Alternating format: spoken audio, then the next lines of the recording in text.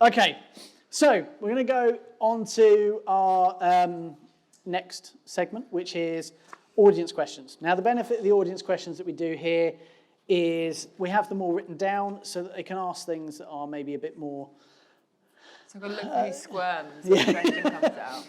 Okay. We have a lot of them. Okay, short answers. So, yeah, we might need to... Okay. I'm watching. Okay. Also, we have to bear in mind that with my dyslexia, I now have to sit here and try and read people's writing. What was the most ever embarrassing moment on a bike for you, and how did you get out of it? It could possibly be the debate as to whether I peed myself last week. Which I'm either not denying or confirming. To be fair, it'd be a bit of a letdown after all of this if you're like, nah, I didn't. I'm still trying to work out whether it was like a new high or a new low in my racing career. But like getting to the point where you're that determined to make the finish line. Should I just tell the story now? I know I'm not allowed the short answers. You have to wait for the YouTube. Fantastic. Okay. If you could ride with one other person, excluding family and friends, who would it be, where would you go, and what bike would you ride? Oh my goodness. Part of me wants to be like someone really hot, as in like the person, but I'm not really interested in that. My husband's hot, so that's out. That always helps. I'd want to go to Mongolia. Mongolia's on my bucket list. Yeah. Who would I want to ride with? But they don't have to be a motorcyclist. You could teach them to ride to go on the trip, I guess. Yeah, but then I'd be like dragging them. Well, they might want to come. I mean, you don't have to kidnap them. I mean, I like the fact this is a completely fictitious scenario, and you've like, yeah, I'll have to force them to it. I think in this kind of scenario, you can imagine that they want to come with you. Okay. Angelina Jolie. Yeah, me too. And what bike would you take? Husqvarna 450. Nice. Okay. How does it feel to be trailblazing your way into the male-dominated motorcycle industry as a badass biker female? What would you say to encourage more female riders? I would honestly say that I'm none of them. I'm just a normal human, just out there, not being afraid of being the slowest or the worst rider or any of those things. I don't think I'm anything special. I'm just a normal human like everyone else. My advice for other people wanting to get into it is get rid of the egos and remember that every single person out there on a bike was a learner once, and it's okay to be wobbly or nervous. It's okay to fall off. It's okay to drop it. We've all been there. I still drop it frequently, and just get out there and have fun and don't worry about what you might look like, because if you're having fun, you'll look amazing. Good answer. Yay! Someone just woke up. We might have answered this one. What is the most dangerous situation you've ever been on a motorcycle? Last week, 52 degrees heat in the dunes. I thought I was going to die. Cool. I thought we covered that. Short answers. Yeah. See that? If you had another big accident, do you think you'd have the strength to do it all again? Yeah, if it didn't kill me, I'd still be here. You fight on. People often ask me, like, why did I not give up? I haven't got a choice to give up. Like, I'm still alive. I'm going to fight on. I'll adapt. And I'll find a new way to go forwards. If I have to shift and change my life and my lifestyle, that's part of it. Yeah, but always keep moving forward. Fantastic. Yeah. Okay. What do you think about influencers that break speed limits, break laws just for followers? I mean, you've got a lot to say on the kind of, on that influencer social media side of things anyway, that kind of fake life. Yeah, I think the word influencer makes me want to vomit a little bit.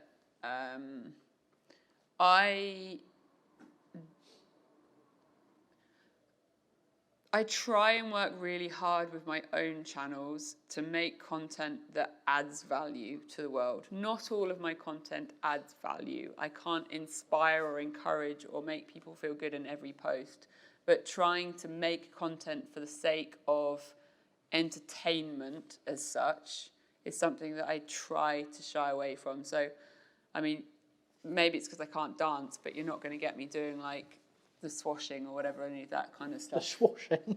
Flossing. Flossing. The swashing. This is like a pirate dance. I have been fast on a motorcycle. I think most people do break the rules every so often, but I'm very aware that with the reach that I have a responsibility to be responsible. I also go into a lot of schools and have a lot of young children that follow me as well, who are, the future society, the future riders. Yeah. And, being responsible is something that's important for me. I also know how blinking much it hurts when you have an accident and how important wearing the right kit is. So, making sure I'm representing that and going down the whole, sex side of stuff makes my blood burn a little bit, because I think that arm of females in motorcycling does all the females that are actually credible riders and out there doing it a bad name. It's not about sex and skin and heels and all that kind of stuff. I don't know if I answered the question. That was a long answer, but I did the short one before. Did I answer it? Was there a conversation between you guys about length of answers while we were on our last break? No, it was. Did you keep checking with him that it's okay? It's like, sorry, was that answer long enough? Did I even answer the question? I don't know. I think I just went on a ramble. Okay, so. But being responsible is important to me. Yeah. And I try to be, but I'm a human and I make mistakes. And sometimes I don't recognise things, and sometimes I post things that I shouldn't. So, for example, I did mess up recently. I posted the first race video in the bowler, and on YouTube I titled it my new addiction is like legal crack. I thought that was quite fun. Yeah. But it's actually not really very appropriate when you have school children following you. So I changed it to a legal high. Fair enough. Instead of crack. And I don't even know what crack is like, so it was probably, But I'm human too. I make mistakes, but I try. Yeah. I try my best. Okay. Again, I think we've kind of covered this one a bit. How did you get into the bowler challenge and how is it going? So this one time in the bivouac. Yeah. So we've got into how you got into it, but how is it going? I mean, you're enjoying it, right? I'm absolutely loving it. I cannot wait to get back in the car. There's something safe about it because you've got a roll cage instead of just your limbs on a motorcycle, but absolutely colossally terrifying because it's 2.3 tons. And if you've ever gone into a corner on your motorcycle and realised you're going a bit fast and tried to brake, it's scary, right? But a motorcycle tends to slow down quite easily because there's not much mass behind it. When you've got 2.3 tons and you get the line wrong, it will spit you out for breakfast, and it's not my car. Which is terrifying, but the power of that car, the support that I'm getting through my navigator, it's absolutely incredible, and I'm quite excited to see where I can take it. My goal is to see if I can get in some sand. Fantastic. So how does the navigation work on that? So because that must be different for you as well. It's half my job's gone. Yeah, when you're on a bike, you're doing everything yourself. This is kind of, it's then become working as a team and working with someone else. Is that how does that kind of change it? The trust that you have to build with your navigator is pretty intense because you're driving and they are reading pace notes to tell you what the corner is that's coming up. So maybe they'll say it's a right angle or it's an easy right, a fast right, K right. There's lots of different names for the angle of corners. And as a person in control of a vehicle, you naturally will go, I can't see what's around this corner, so I need to slow down. But you've got your navigator saying it's a fast right, and you're going, I can't see that it's a fast right, so I should slow down. So all of your natural survival instincts are reading the terrain of what you can see and wanting to slow down. So building that trust to be like, let's go, it's a fast right, and then sure enough, it's a fast right, and you go around the corner and it's fine, and you're going twice the speed you would have done because he knows what that corner's doing. And the trust on that, there's a mad element of adrenaline. But it definitely takes time. So if you think my last race, there were 7 special tests. I think my first couple, it looked like I was going to collect the milk. And I didn't want to break the eggs. But by the end, it was just like, fast right! And it was like, don't break. And you just, it's madness. It's very fun. Do you think that there's more four-wheel drive stuff in your future? I mean, obviously you're doing the series, so there is in that respect. But do you think that's something that you kind of maybe might look at expanding your rally stuff into some off-road stuff? And in which case, do you need a navigator? I'll come navigate you. That'd be amazing. But do you know how to navigate? Because you said bad things about Roadbook earlier. No, I mean, when you bear in mind... Your life is in the car too. Yeah, I mean, when you bear in mind, I had trouble reading the thing. And we'd be sitting there going like this, and but, you know, I mean, it would certainly make it more interesting, just my... Yeah, so I definitely think there's going to be more... I will do what I can to make sure there's more four-wheel in my future. There is no way I'm swaying away from motorcycles, but I also have to be very realistic with my own expectation. My pain levels are worsening. My hip, I have a 95% certainty of needing more surgery. I don't know how long I'll be able to keep pushing through what I push through now, physically, mentally, and the car is a lot less intense on my body. Yeah. I mean, just take the training day. We were allowed to just go around and do laps. And we do like a couple of laps, and my navigator was like, cool, should we go and get coffee? And I'm like, what? What do you mean? Can't we do some more laps? And they're like, I guess we could, but we've done like 3. And I'm like, well, we can do like... 20, we 30, settled 40, on 10. Every 10 laps we went in. But because I'm used to doing everything myself and physically riding a motorbike, when you then do it in a car, I'm not saying it's not hard in a car. It is still intense. You're still doing stuff. You're still concentrating. But it's a totally different level of intense, and I feel like I can keep going. And also, I think when you're doing something, you know, as a team like that, you know, you're not just racing for yourself. Then there's also someone else whose life is in your hands. Yeah. There's also someone else who you don't want to let down because they're there to race too. It's a very different dynamic, isn't it? It's also really social. Like, it's fun. You're on the liaison on the road and you can have a chat. The Defender has air conditioning and like music. I can put my music through the sound system, and it makes all of that kind of stuff really fun and enjoyable. We're on a bike, on a little 450 doing a road liaison. You're like, and so it's really social. It's really good fun. Yeah. If I was to go into a desert race on one as well, I'm going to be completely fair to my husband, my family. It is horrific for them when I'm racing. Yeah. They are sat at home watching a GPS dot on a map. Which then stops. Which updates every 5 or 10 minutes, and sometimes it will freeze. Has it frozen or is she off? Is it frozen or is she dead? Yeah. Is an ambulance coming to get her? The day I was in the dunes where I did get helicoptered out, somehow my husband called me. He saw my dot was still, and he rang me, and I was just like, hey, I'm in the dunes. This was about 11 o'clock in the morning. So he knew where I was, and then there was nothing, no signal on my phone again for the rest of the day. So I don't know how he got through to me. He didn't hear anything at all until about 9 p.m. when the bivouac doctor called and said, Mr. Ruck, he ate pizza 4 times that week. That's how stressful it was. We don't eat pizza. So yeah, I'm just sitting there thinking, and?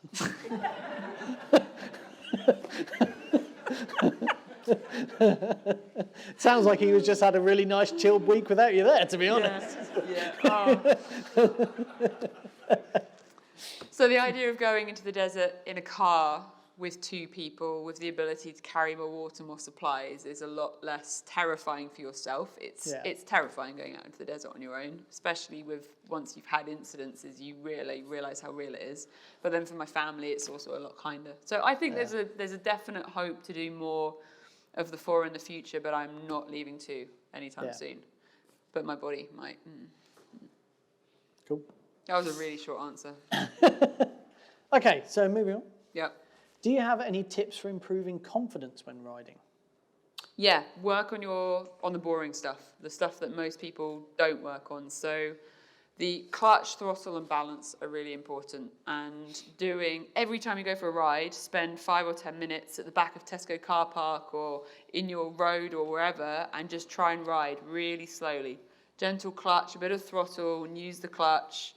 Lots of balance. Obviously, you can have your feet ready, so you're not going to wobble. But getting that kind of control will help you in everything else. Trials riding, the best way to get better at riding. If you look at all of the hard enduro riders, a lot of the top rally riders even had a foundation of trials riding, and it's that skill of the foundation of technique, balance, bike control, and it will take you into anything. So for example, that rally I did last year on the Tiger Rally Pro 900, which is completely unsuitable for being in dunes. It was disgustingly brutal and hard, and being in rocky riverbeds, doing like almost hard enduro style riverbeds following a road book. If I hadn't done trials, there's no way I'd have been able to do that on such a big bike. But being able to have the balance to not need to touch the ground and to just control the bike through stuff gives you so much more confidence. So limping back to the question of confidence, working on those foundations will give you so much more confidence. So like pulling into a petrol station or having to do a U-turn, I mean, they're terrifying. I remember when a curb terrified me. Yeah. But just normalizing these things and working on those foundations, the confidence will come. And bike time. If anyone wants to do that, feel free to use our air loading area down out the back. It's absolutely massive. You can go do slow riding there, out of sight. So everyone wants to. I just live with agreement. Well, Okay. After one of my hip surgeries, I decided to get a trials bike because I was like, maybe I could ride a little bit sooner than getting on an enduro bike, because enduro bikes tend to be faster, a bit more explosive when you fall off, and a trials bike, you don't really tend to fall off. But for the first 2 months when I had this bike, I couldn't risk riding it. I couldn't go anywhere. So I literally went out to the garage and stood on it and just balanced. And I got to the point where I could do a track stand, stationary, with no support. 15 minutes was my personal best. And it sounds crazy that, like, what you're doing, just hanging out in the garage, standing on your bike, no engine, just balancing. But the skill that then gave me practice balance-wise when I was then able to ride it has massively helped. So even just doing that, going out to the garage and practicing balance, getting on one of those endo boards, all that kind of core stability helps you on a bike. You know what? One of the things that gave, because I tried to do as much off-road riding. I mean, it's nothing like you do, but you know, I've did Dawn to Dusk and a few little bits. But one of the things that actually totally changed my confidence around with off-road riding was when someone said to me, "Stop looking at the thing you want to avoid and look where you want to go." Because I would focus, if there was a big rock, fixation. And I'd just be looking at this big rock thinking, I don't want to go into that rock, I don't want to go rock, and I'd just go straight into it like an idiot. But as soon as someone said, well, don't look at the rock that you want to avoid, look at the path next to it, which is where you want to go, and then you'll just automatically follow it. And that, when someone said that to me, I kind of went, okay, I'll give that a try. And literally, it just made such a difference to my riding so quickly. It was brilliant. Your body follows your eyes, your weight. Yeah. Yeah. So if for anyone wanting to build confidence on the road, best thing you do is get yourself off-road. Yeah. Because off-road, you become normal to not being in control. Yeah. Off-road, it's about constantly correcting to go the direction you want to go. On the road, you want to be in control all the time. When you're out of control, it's dangerous, right?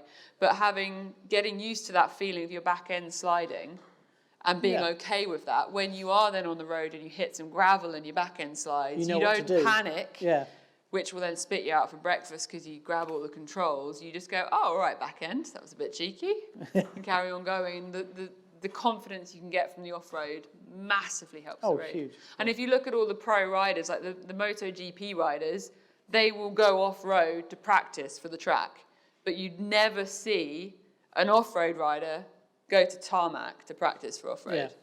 No, completely. Okay, next one. Yeah. Hi, Vanessa. This is a very formal question. Hello. Hi, Vanessa. You have pushed yourself beyond the abilities of most of us sitting here. Do you think you've achieved your best challenge? If not, what's next? And then there's a smiley face. Oh. I like to think I haven't peaked yet. I'm only 36. Africa Eco Race will be the next big challenge. But I'm learning to drive a tractor in a couple of weeks' time. Okay. Yeah, so I do extreme rallies. And I'm doing this off-road stuff. You've just literally been like, oh, I ride through the desert. I ride these cars and we do the big jumps. And now I'm going to learn to ride a tractor. And I'm going to go back and forth in a field. That would be pretty. I could plough a field. That would be pretty satisfying. So random. I love that you're excited about it, though. Tractors are amazing. I have driven a couple of tractors. They're cool. Yeah? Yeah, they are fun. I'm excited. They're really comfortable. They're like the most comfortable place I've ever been, ever. There's like air conditioning and a really comfy seat. Yeah, it's lovely. Stay tuned for that. I will share it, of course. It's going to be exciting. It's going to be the next, Clarkson Farm, but yeah, it's going to be your version of Clarkson's. Fantastic. Okay. Who decides what competitions you take part in? Are you approached or do you enter on your own application? A mixture. Some rallies, races approach me and ask if I'll go and do their race because I do get exposure to a good number of people through my channel. So if I go and do their rally, then it helps promote their rally. But I won't do a rally or a race that I'm not interested in doing. Ultimately, I choose. Yeah. Cool. I think there's 3 questions on here. Okay. Cheeky. Sneaky. What first made you decide to take up motorcycling after your accident? So I was at one of the higher points of the roller coaster, so I was a little bit more not able to get back into sports and certainly not able to cycle to work again. And I was having a gin and tonic with my husband and a friend on a Friday night, sat on the living room floor, and they must have been talking about something really boring because I just left the conversation. And I just came up with this idea that I should get a motorbike. So I was really struggling with the cost of fuel, parking, and crazy traffic getting into Oxford. And I was like, if I get a motorbike, it'll be perfect. I can skip the traffic, save money on fuel, won't have to worry about parking. This is genius. Now, at this point, I wasn't really thinking about the fact that I'd actually been clinically diagnosed with fear of the road as one of the mental health disorders that I was tackling.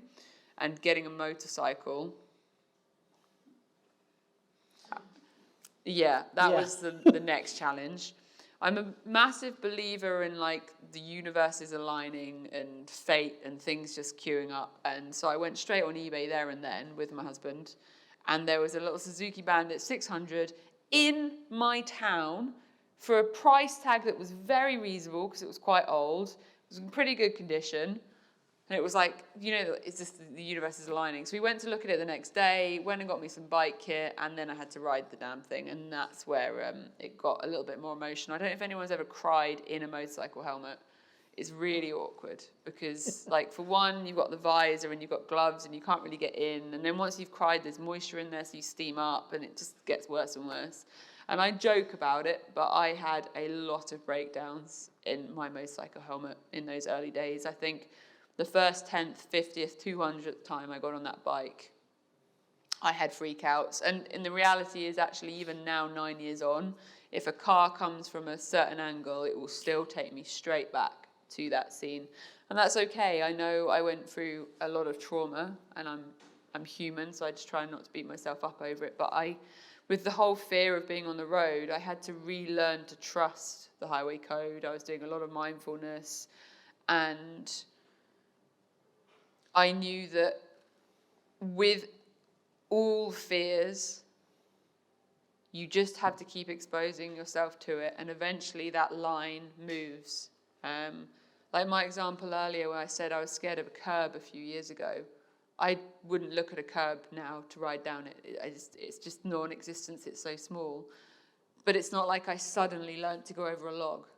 You start with a curb, and every time you move your comfort zone and you push your fear and you do a slightly bigger hill and a slightly harder downhill, what was scary before comes less scary. And I knew every time that I got on that bike and I got out on the road, it was going to get easier and easier, and I just had to keep putting myself outside my comfort zone.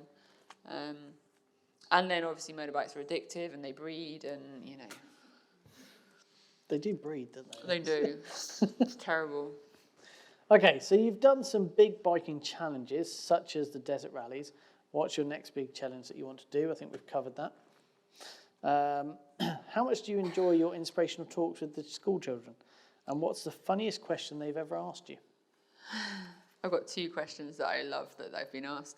I'd say of everything that I do, I probably enjoy the schools the most. Yeah. Maybe desert racing wins a little bit. Some of the desert racing, some of it I really hate. It's brutal, but I get a lot out of it. And it's when you see their little faces and you have those light bulb moments.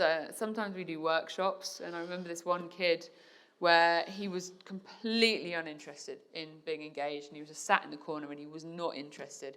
But I knew he was in the room, and it was physically impossible that he couldn't hear what was going on. So I just kept going over and trying to re-engage him, trying to get him involved in the workshop. And we were trying to set goals, and eventually I managed to get him to sort of open up. And I was like, well, what's your goal? What's something that you'd really like to achieve? Do you need sports, any hobbies? He's like, I mountain bike. And he's really miserable, right? And so I was like, okay, that's really cool. Is there any trick that you'd like to do? And he's like, yeah, actually. And he starts to sort of wake up a little bit. And he really wants to do a spin, turn 180 thing. And I'm like, okay, well, that sounds pretty impressive. Okay, well, what do you need to do to make that happen? And he's like, well, I need to be able to practice on my mountain bike, don't I? And I'm like, okay, well, when do you practice on you? Well, I can't because I'm grounded. Okay. So why are you grounded? Oh, well, I wasn't doing very well at school. My voice is good, right? That's my teenage boy voice.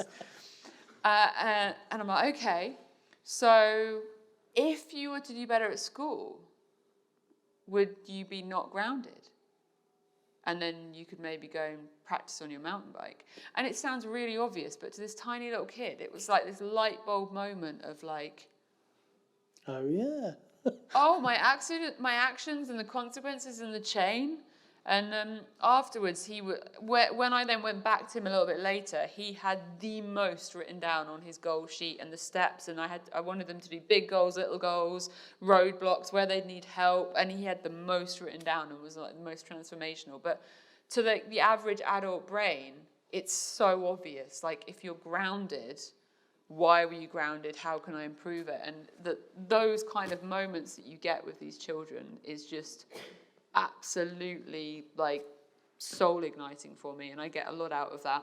Okay, craziest questions. One of my favorite ones was the last question, and there's normally like, and you're like, which kid looks like they've got a really good question for the last question, right? Because you get silly questions, and then this kid goes, have you ever driven a bus? Please tell me it's on your goal list now to go drive a bus. Well, I feel like it should be, so that next time I get asked this question, I'm not caught out having never driven a bus. Hell yeah, I've driven a bus. His dad was blatantly a bus driver or something, and I hadn't driven a bus, so I had to disappointingly say no. And then the other one that I loved was this little kid asking me how old I was, and the teachers immediately get really uncomfortable because they're like, oh my God, you've asked a woman how old she is. I don't care how old I am. So I was just like, oh, I'm 36. And he just went, what? You're older than my dad! And I'm like, thanks for making me feel really old. And he's like, but you're really cool. And I was like, okay, you made me feel better. Yeah. One of my favourite kid comments that I ever had once was my friend's a teacher, and I'd gone in and was sitting in with his class. Years and years and years ago, and they were proper little kind of nursery kids, and one of them came up and said hello, and I said, oh, how old are you then? He went, I'm 3. I said, cool, and when are you 4? And he looked at me as if I was an idiot and went, on my birthday. Like, okay, yeah, fair point. But he just looked at me as if I was a complete idiot. Okay, so next one. How did you build your socials so quickly? So I started them in 2016 when I was bedbound after my third surgery, which was my first on the hip. And so there's an element of that sounds really quick, but actually 2016 was quite a while ago. I'm just trying to do the maths in my head. So quick maths, 2 minutes 7 timer. years? 7 years? 7, is that right? 7? Oh, I got that without looking. So when I nearly 4 years ago, I was an account director in marketing with my career before. I had a 10-year career. I did an undergraduate and a master's. When I quit my day job as such, nearly 4 years ago, I didn't have an income out of the Girl on a Bike. I was at a point where the Girl on a Bike, I think, had about 48,000 followers. And I had all of my medical appointments. I had huge amounts of rehab. I had a full-time job. I had my actual life I was trying to do with my husband. And then I had this Girl on a Bike thing that was increasingly taking up more time. And I was like, I'm burning out. Something needs to go. And so my husband and I just had this honest conversation. And we said, right, well, let's just save up for a few months and then quit your job, see what happens. Worst case, you get another job. Best case, you have time to do your rehab and focus on you and see what the Girl on a Bike can do. And I've never looked back. I've worked more than I ever did before that now. And my husband is starting to get to a point where he's like, we agreed that you were going to quit your job so that you had like a little bit more downtime. I'm still here. Yeah. So I'm working on that one. I'm just not very good at saying no. And when exciting things like learning to drive tractors, like, come on. Well, it's that work-life balance. Why did everyone no talks one get about, excited by that? I don't Right, think yeah. we're not excited about it. So I suppose since I quit the day job and I've been full-time at it, it's definitely grown a lot more because I've got more time. But there is a dark art behind social media, and it's a learning journey every single day, and every day they change the algorithms or what they want. You can get really kind of, I've met some kind of influencers and things like that who have got so wrapped up in the algorithm that they're almost getting obsessive to the point where you kind of go, I'm not sure you're making the content you want to make anymore. They get sucked into this thing of going, oh, wait a second, that posted really well. Why did that post? I'll just do more posts like that then because that did really well. And you're like, but do you like doing posts like that? And, and they kind of go, well, it brings in the followers and things like that. It's like, yeah, but, and I think you can get trapped in that kind of, that algorithm hunting, can't you?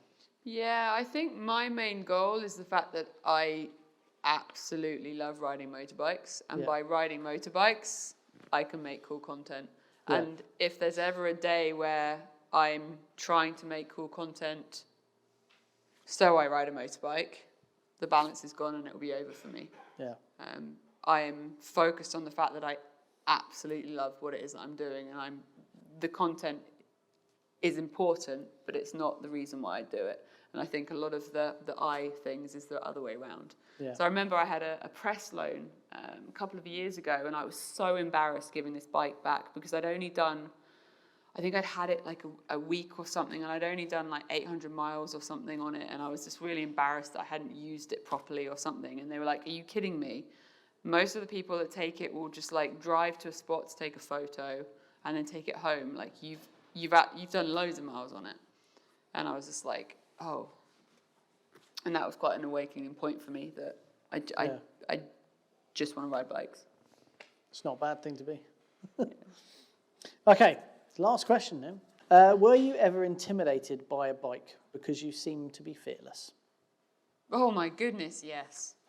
Million times over I've been intimidated by bikes. Even my brand new rally bike that I've just done Morocco on. My previous rallies I've done on an enduro bike, which is a 450 but built into a tower and everything, that weigh 125, 135 kilos. Whereas my new full-purpose rally replica bike is 175 kilos and you're going into the same terrain and dunes. And morning 4 in Morocco, I had a breakdown before I even went out. Yeah. Day 4, which was day 4 in Tunisia, was the first day in the dunes. And yeah, I didn't come out of that very well. And then it was like day 4 again, going into the dunes, and I was on this massive bike. I wasn't sure how I'd handle it in the dunes, whether I'd cope in the sand, whether I'd be able to pick it up if I dropped it down in certain positions. And yeah, I had a proper meltdown in the morning, and I just had to reassure myself. Imposter syndrome is a really big thing for me, and bikes can be very intimidating. I think the key is just working on your skill set.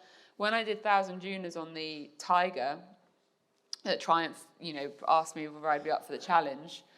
Going into the desert on that size bike is brave. Doing it on my own would be stupid.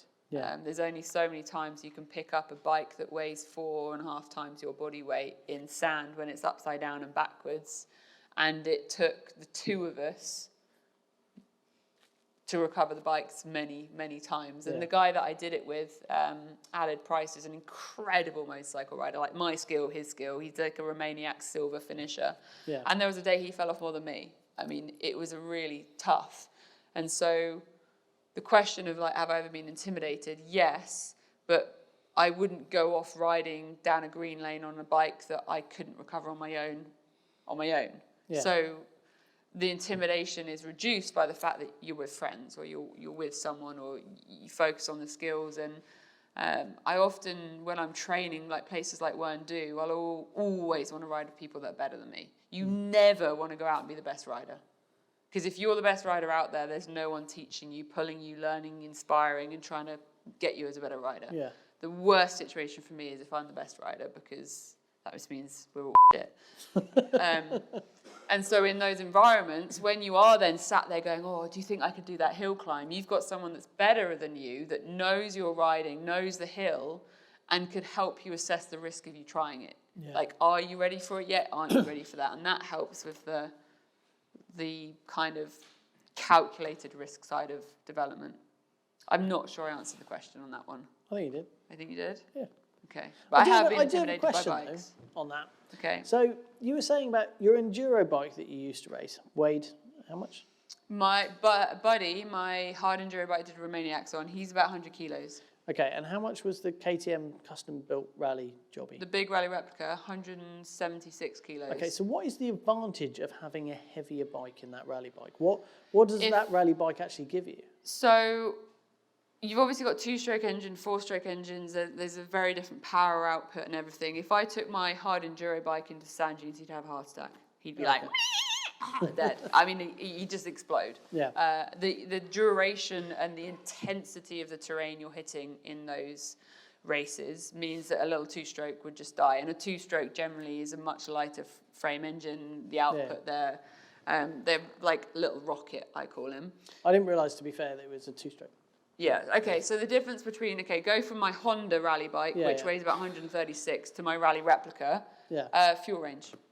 15 litres, nice 11 litre tank to a 33 litre tank. And when you go into these big girl rallies, big girls too, not big boys, these big rallies, you need the range. You need to be able to get that kind of mileage autonomy. And so fuel range is a big part. There's things like all this dedicated places to have toolkits.